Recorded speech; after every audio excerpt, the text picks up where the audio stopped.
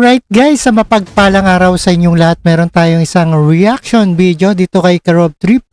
Isang mapagpalang umaga, tanghali, gabi sa inyong lahat. Warrantless arrest laban kay Banban Mayor Alice. Warrantless daw arrest laban kay Banban Mayor Alice Guo. Inimungkahi ni dating Senador Laila De Lima. At ito ay isang pinaalala ng dating senadora na si Laila De Lima sa Bureau of Immigration or na maaring arestuhin si suspended Banban Mayor kahit walang warrant. Ayon kay Laila De Lima yan. At panoorin po guys ang buong detalye. Si suspended Banban Mayor Alice Guo kahit walang arrest warrant. Ayon kay dating Senadora Laila De Lima, pinag-aaralan naman ng COMELEC na maghain ng kasong kriminal dahil sa pagsisinungaling ni Guo noong tumakbo siya sa pagkaalkalde. Nasa frontline ng balitang yan si Gary De Leon. Sa public market ng Banban sa Tarlac, kapansin-pansin ang mga nakasabit na poster ng pagsuporta kay Mayor Alice Guo. Ayon sa ilang nagtitinda, patuloy nilang susuportahan ng kanilang alkalde sa kabila ng mga ipinupukol sa kanyang issue.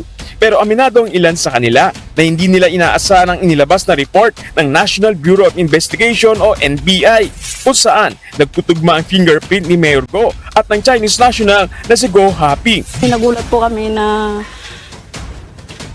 ganun pala siya.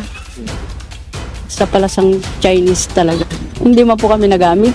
Sabi po nila, bakit do inano yung hindi taga rito ibinoto, hindi naman kababayan dito. Patong-patong na reklamang posibleng kaharapin ni Mayor Guo dahil sa mga kasinungalingan, kabilang na riyan ang identity theft. Mungkahi ni dating Justice Secretary Laila De Lima, ipaaresto na ng Bureau of Immigration si Mayor Guo kahit walang arrest warrant dahil anya ito sa seryosong mga paglabag sa visa condition. Pwede rin daw ikulong si Guo sa immigration facility. Wala pa namang komento rito ang Immigration Bureau. Pinag-aaralan naman ng Commission on Election o COMELEC na magain ng criminal case laban kay suspended Mayor Guo dahil sa mga maling detalyeng iniligay niya sa kanyang Certificate of Candidacy noong tumakbo siyang mayor noong 2022. Sa ngayon, hindi na raw sila makapaghahain pa ng disqualification case laban kay Guo dahil naiproklama na siya. Pero kung muli raw tatakbo si Guo sa 2025, dito na raw siya pwedeng i-disqualify. Isinusulong naman ng Office of the Solicitor General na tanggalin sa pagka-mayor ng Banban si Guo sa pamamagitan niyan ng co-warranto case. Ayon kay Soljan Menardo Guevara, ihahain ang petisyon sa susunod na buwan. Nagbabalita mula sa Frontline, Gary De Leon.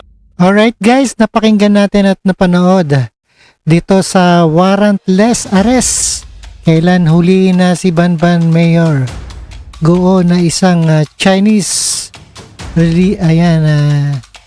status niya at minungkahi ni dating Senador Laila De Lima. At maraming salamat sa panonood, pakinig dito kay Rob Trip reaction video, and thanks God and keep safe and healthy sa inyong lahat.